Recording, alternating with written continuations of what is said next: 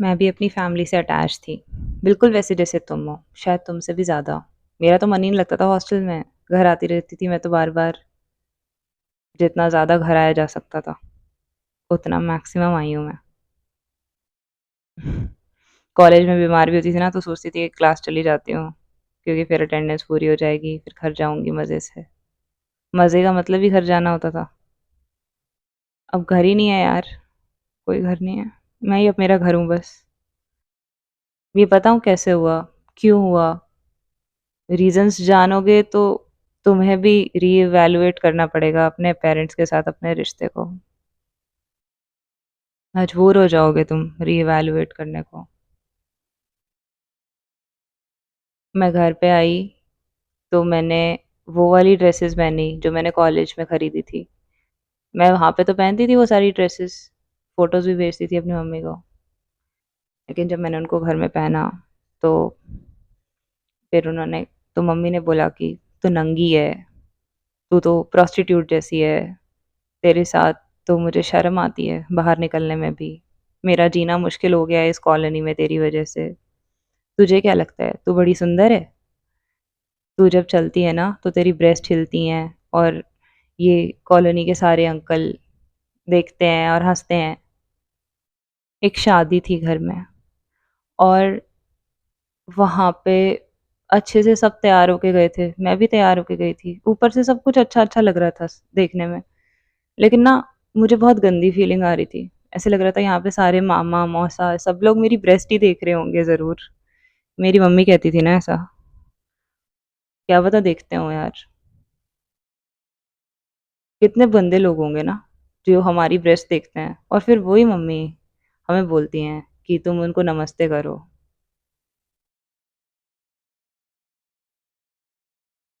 I felt guilty of having breasts, of being a girl, of existing.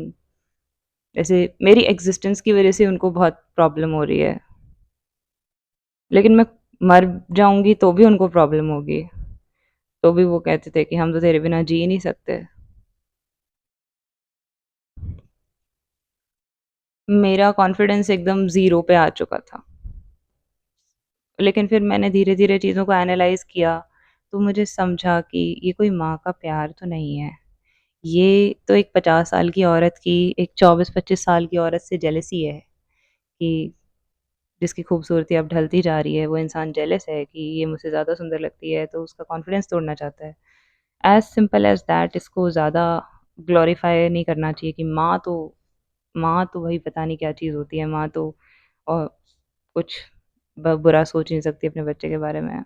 माँ jealous हो सकती है अपनी खुद की बेटी से, वो उसको गैसलाइट कर सकती है ये बिलीव करने में कि वो बहुत गंदी है, भद्दी है ऐसे क्योंकि my mom literally said to me एक मेरी मौसी के यहाँ पे फंक्शन था। मैं सुबह-सुबह तैयार हो गई।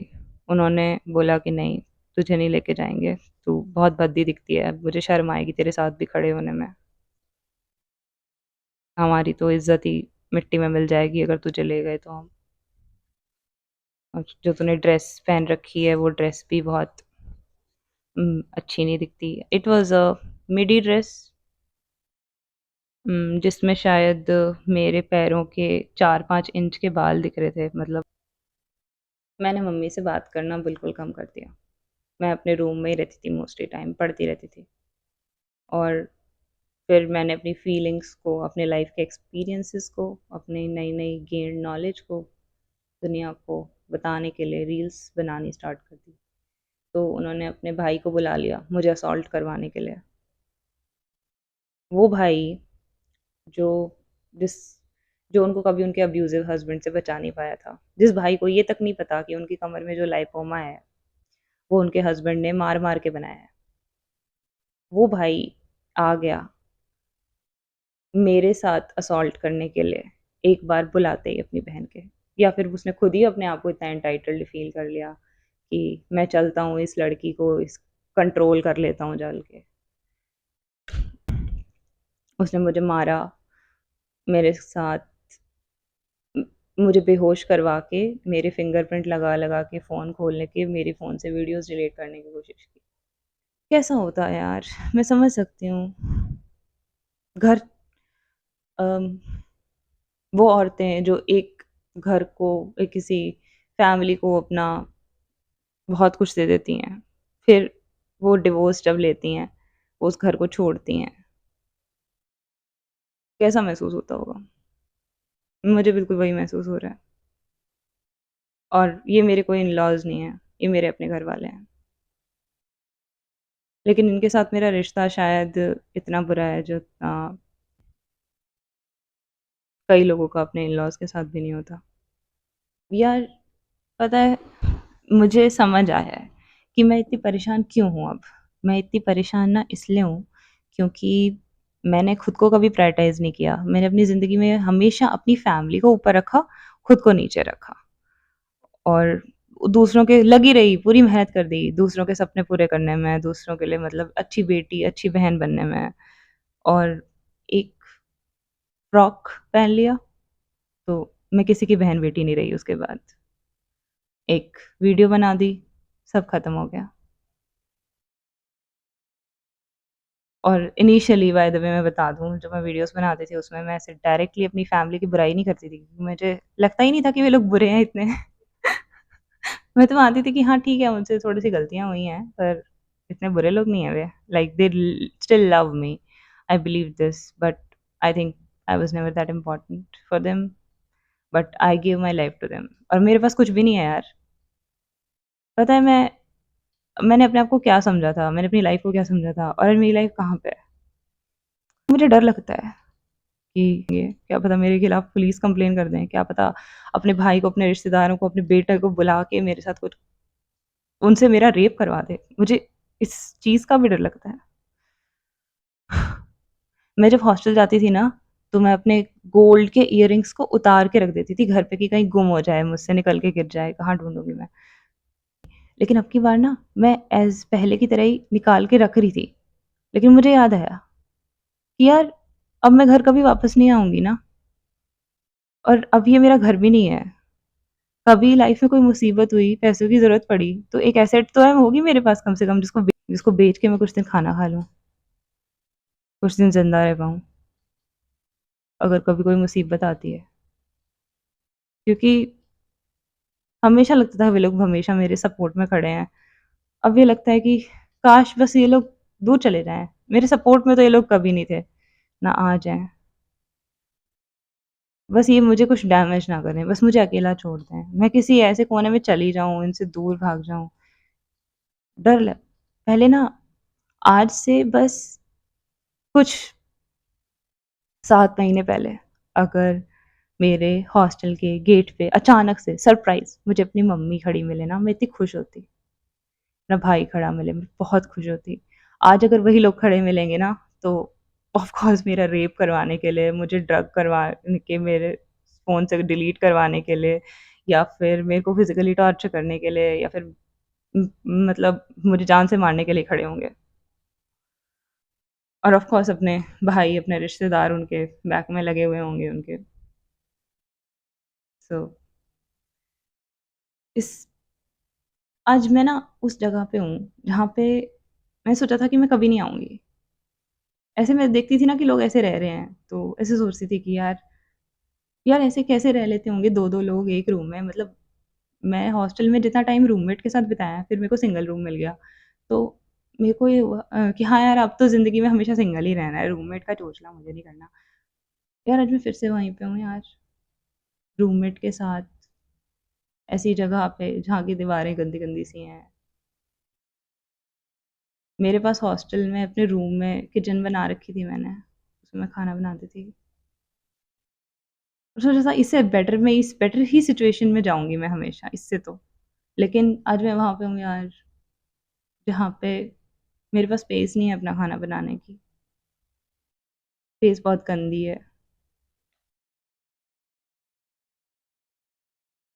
अब ये सब बातें मैं इसमें बोल दी ना, अब मुझे फिर से डर लग रहा है कि वे लोग आ जाएँगे, दरवाज़े पे खड़े होंगे, कहेंगे, "अरे! तू कह रही तुझे यहाँ पे रहना गंदा लग रहा है ना? चल, चल वापस चल, वापस चल।" वापस जाके मेरा असॉल्ट करवाएँगे, अपने भाई को बुलाएँगे मेरे साथ कुछ बुरा करने के लिए, तो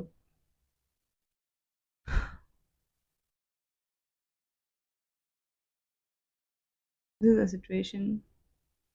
मुझे डर लग रहा है, मेरे पास पैसे ख़त्म हो गए, मैं कैसे रहूँगी, क्या करूँगी? सोचा था ये डर तो कभी नहीं होगा, क्योंकि एक फैमिली है, अब सिर्फ़ मैं मेरी फैमिली हूँ। लेकिन मैं तुम्हें बता रही हूँ, या तो तुम अपनी इज़्ज़त बेच दो, अपने घरवालों को खुश करने के लिए, या फिर तुम भी मान लो कि तुम्हारी कोई फैमिली नहीं है। तुम्हारी फैमिली तुम उसी खुशफ़हमी में जी रहे हो, जिसमें मैं जी रही थी अब से कुछ महीनों पहले तक।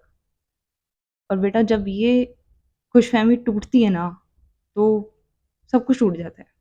तुम ही टूट जाते हो अंदर से। क्योंकि तुमने अपने आप को उन लोगों से अलग कभी देखा ही नहीं होता ना, तुम जी ही उनके लिए रहे होते हो। तुम्हारे ड्रीम्स होते हैं कि तुम कोई ड्रीम देखते हो, उसमें सोचते हो कि ये पूरा हो गया, वे लोग खुश होंगे। तुम्हारे लिए खुश होने वाला कोई नहीं है। सिर्फ़ और सिर्फ़ दुःख मनाने वाले बचे हैं। तुम्हारी खुशियों पे दुःख मनाने वाले, और तुम्हें ढूँढ-ढूँढ के तुम्हें टॉर्चर करने वाले बचे हैं।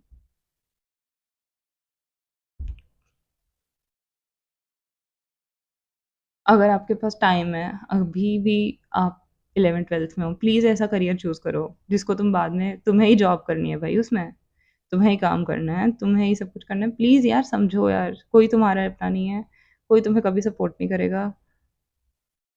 यूँ लगती है भाई इनके सपोर्ट को जाने में, इनके इनके लिए 4 लोग क्या बोलेंगे ये ज़्यादा इम्पोर्टेंट है, तुम्हारी इम्पोर्टेंस ज़ीरो है, ठीक है? तुम जब तक इनकी रेपुटेशन के लिए बढ़िया हो, तब तक तुम इनको चाहिए। जब तक तुम ये तुम्हें यूज़ करके फेंक देंगे, सीधी-सी बात है। You are like a tissue paper for them. Use करो, हाथ पोंछो, फेंक दो, that's it. That's your value for them. अपनी वैल्यू खुद करो इसलिए। अगर अभी आप करियर चूज़ कर रहे हो, प्लीज़, प्लीज़ मत सोचो मेरी मम्मी को क्या चाहिए, मेरे पापा को क्या चाहिए, ये लोग खुश हो जाएँगे, ये वो हो जाएगा। कुछ नहीं बेटा, तुम खुद देखो कि तुम्हें ये लोग ही तुम्हारी जान के पीछे पड़ जाएँ, तो कौन-सा करियर होगा जिसमें तुम खुद को बचा पाओगे, ठीक है? जिसमें जल्दी से जल्दी फाइनेंशियल इंडिपेंडेंस मिलती है और तुम बस अ, आज़ाद हो जाते हो, या वो जॉब जो तुम कर पाओगे, मतलब जिसमें तुम खुद इतना इमोशनल स्ट्रेस में नहीं आ जाओगे कि वो तुमसे हो ही ना। जिस सिचुएशन में मैं हूँ अभी, मैंने इंटर्नशिप दिन गिन-गिन के रो-रो के काटी है। मुझसे नहीं होगा दोबारा, and I am so much stuck, I am like completely stuck. कुछ नहीं बचा मेरे पास, सब खत्म हो चुका है। इसलिए तुम्हें, और अब तो मैं नरक में जा रही हूँ बिल्कुल। क्या पता यही वीडियो देख के आ जाए मेरे साथ कुछ बुरा करने। तो